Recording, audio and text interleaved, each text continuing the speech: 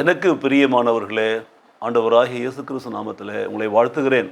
அதிகாலை வேளையிலே ஆண்டவர் இயேசு கிறிஸ்துவின் பாதத்தை நாடி வந்திருக்கிற உங்கள் அனைவருக்கும் ஆண்டவராகிய இயேசு கிறிஸ்து நாமத்திலே மீண்டும் நான் வாழ்த்துக்களை தெரிவித்துக் கொள்கிறேன். இந்த காலை வேளையிலே கர்த்தருடைய சமூகத்திலே காத்திருக்கிற உங்களுக்காக கர்த்தர் கொடுக்கிற ஆலோசனை மத்தேயு எழுதின சுவிசேஷம் 5ஆம் அதிகாரத்தில் 44ஆம் வசனம்.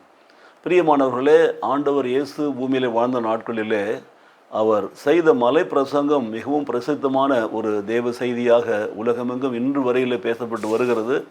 அந்த மத்தேயு சுவிசேஷத்தில் பதிவு செய்யப்பட்டிருக்கிற அந்த காரியங்கள் 5, 6, 7 அந்த 3 அதிகாரங்களில் உள்ள 111 வசனங்களில் இன்றைக்கு எல்லா விதமான உலகத்தின் சட்டங்கள் எல்லாம் ஏற்றப்பட்டிருக்கிறது. பாருங்கள், நீதிகள், நியாயங்கள், நேர்மைகள் எப்படி வாழ வேண்டும் என்பதெல்லாம் அந்த மலை பிரசங்கத்திலே ஆண்டவர் இயேசு மிக தெளிவாக விளக்கியிருக்கிறார். அந்த பிரசங்கத்தில் 5ஆம் அதிகாரத்தில் 44ஆம் வசனம் இப்படியாய் சொல்லுகிறது, நான் உங்களுக்கு சொல்லுகிறேன், உங்கள் சத்துருக்களை சிநேகியுங்கள். ஒன்று, ஆண்டவர் சொல்லுகிற முதலாவது ஆலோசனை இப்படி தெளிவாய் சொல்லுகிறார். இயேசு கிறிஸ்து சொல்லுகிறார், நான் உங்களுக்கு சொல்லுகிறேன், உங்கள் சத்துருக்களை சிநேகியுங்கள். இந்த உலகத்தில் இப்படிப்பட்ட ஒரு போதனையானது இந்த மக்கள் வாழ்க்கையில் ஏற்புடையதாக இருக்கிறதா? நாம் நம்முடைய சத்துருக்களை சிநேகிக்க முடிகிறதா? யோசித்து பாருங்கள்.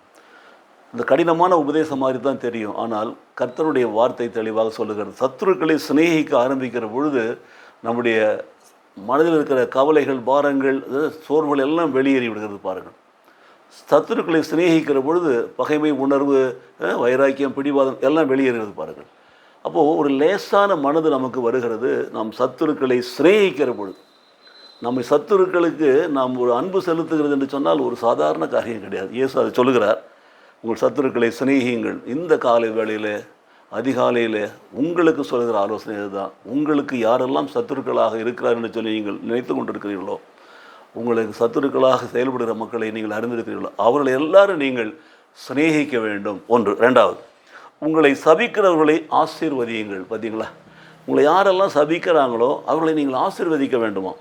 ஆண்டவருடைய வார்த்தையை கேட்டு பாருங்கள், எவ்வளோ கடினமான ஒரு காரியம். ஆனால் சபிக்கிறவர்களை ஆசீர்வதிக்கிற பொழுது நாம் அந்த சாபத்திலிருந்து விடுவிக்கப்படுகிறோம். சாபம் நம்மை சேதப்படுத்தாது. மாத்திரமல்ல, நாம் அவர்களை ஆசீர்வதிக்கிற பொழுது நாமும் ஆசீர்வதிக்கப்படுகிறோம். பாருங்கள், நம்மை சபிக்கிறவர்களை நாம் ஆசீர்வதித்தோம் என்று சொன்னால் அந்த சாபம் நமக்கு ஆசீர்வாதமாக மாறுகிறது.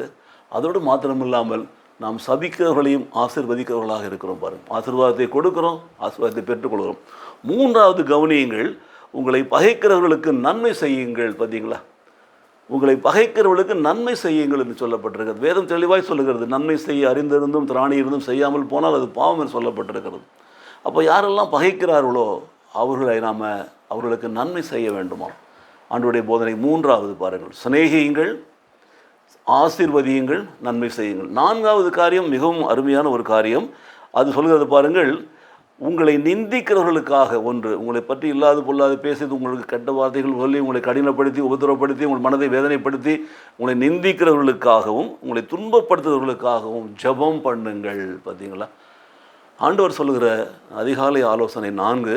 ஒன்று, சத்துருக்களை சிநேகியுங்கள், மாத்திரமல்ல சபிக்கிறவர்களை ஆசீர்வதியுங்கள், பகைக்கிறவர்களுக்கு நன்மை செய்யுங்கள். அதற்கும் மேலாக உங்களை நிந்திக்கிறவர்களுக்காகவும் உங்களை துன்பப்படுத்துவர்களுக்காகவும் நீங்கள் ஜெபம் பண்ணுங்கள். இந்த காலை வேளையில் இந்த 4 ஆலோசனைகளை ஏற்று நாம் நடக்கிற பொழுது நம்முடைய வாழ்க்கையில் எப்பொழுதும் சந்தோஷம், சமாதானம் தங்கும். வியாதி இல்லை, வேதனை இல்லை, பாரம் இல்லை, உபத்திரவம் இல்லை, கஷ்டம் இல்லை, கவலை இல்லை.